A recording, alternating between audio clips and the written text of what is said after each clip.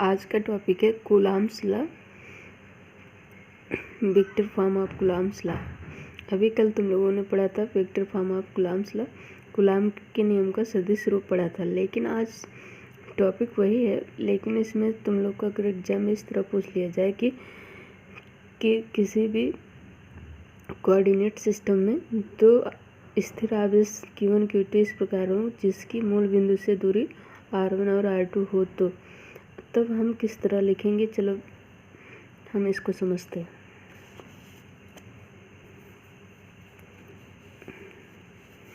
सबसे पहले हम एक कोऑर्डिनेट सिस्टम बना लेते हैं। अब इस कोऑर्डिनेट सिस्टम तुम्हारा बन गया, एक्स और वाई एक्सिस तुम्हारी ओरिजिन ओ। मान लेते हैं Q1 आवेश यहाँ पे है, Q2 आवेश यहाँ पे है। Q1 के मूल बिंदु से दूरी R1 दी गई है, तो वेक्टर R1 हो गई, और Q2 की मूल बिंदु से दूरी R2 दी गई है।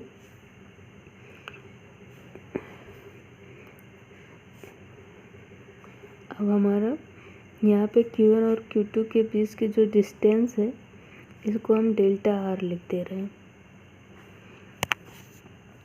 अब यहाँ पे हम एक डायरेक्शन बना ले रहे हैं। देखो इस फिगर में हमको क्लियर हो रहा है कि एक R1 डेल्टा R और R2 सबको क्लियर दिख रहा है ना। ये देखो जो हमारा एक प्राप्त हो रहा है फिगर, इसमें R1 प्लस डेल्टा R बराबर R2 बाई ट्रायंगल लॉ,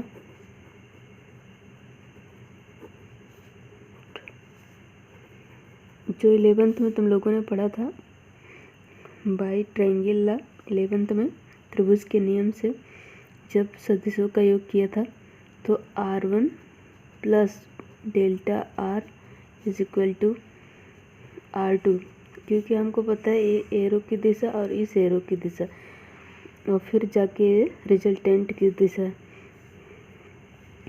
तो यहाँ से डेल्टा R क्या हो जाएगा, since R1 plus delta R बराबर R2, therefore delta R is equal to क्या हो जाएगा, R2 माइनस R1।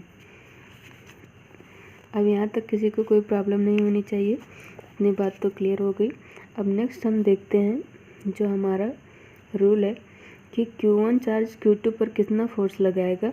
तो Q1 और Q2 दोनों समान आवेश है, पॉजिटिव चार्ज है इन दोनों पर, तो ये रिपेल करेगा। तो Q1 Q2 पर कितना फोर्स लगाएगा, वो फोर्स की जो दिशा होगी Q1 और Q2 चार्ज पार्टिकल को जोड़ने वाली लाइन के अनुदिश, Q1 और Q2 चार्ज पार्टिकल को जोड़ने वाली लाइन के अनुदिश होगी, क्योंकि रिपेल कर रहा है इसलिए बाहर की तरफ होगा। Q1 Q2 पर कितना फोर्स लगा रहा है, तो इसको लिखेंगे F12 F21 force on 2 by 1।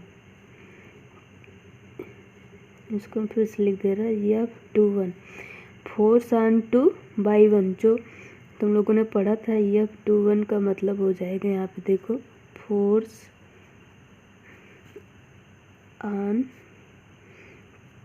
Second charge by first charge, मतलब दूसरे चार्ज पर पहले के द्वारा आरोपित बल। और ऐसे ही F12 force on first charge by second charge. अब इसको लिख लिया तुम लोग, इसको याद कर लेना। Force on second by 1, F21 का मतलब दूसरे पर पहले के द्वारा, F12 जो लिखा है कि पहले पर दूसरे के द्वारा।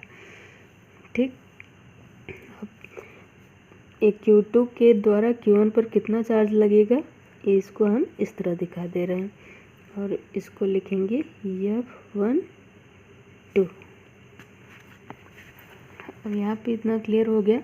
हम अब बारी बारी स्टेप वाइज एक एक फोर्स का हम जिक्र कर रहे हैं। फोर्स F21, तो जैसा तुम लोगों ने पढ़ा है F21 कूलॉम्स लॉ में जो परिमाण लिखे थे वही लिखो, 1/4 pi epsilon not Q1 Q2।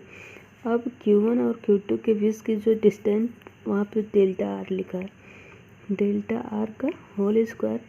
अब यहाँ पे डेल्टा आर यूनिट वेक्टर से मल्टीप्लाई कर देंगे, ये वेक्टर फॉर्म में आ गया, मतलब सदिश हो गया ये हमारा फार्मूला। अब तुम लोगों ने अभी पढ़ा था 1/4πε0 डेल्टा आर बराबर हमने पढ़ा है R2 माइनस R1। क्या पढ़ा है? डेल्टा आर बराबर R2 माइनस R1। इस चीज़ को यहाँ पर उठा के हम रख देते हैं, mod of R2 minus R1 का होल स्क्वायर, और ऊपर डेल्टा आर की जगह फिर हम लिख ले रहे हैं R2 माइनस वेक्टर R1, और ये यूनिट वेक्टर ही है।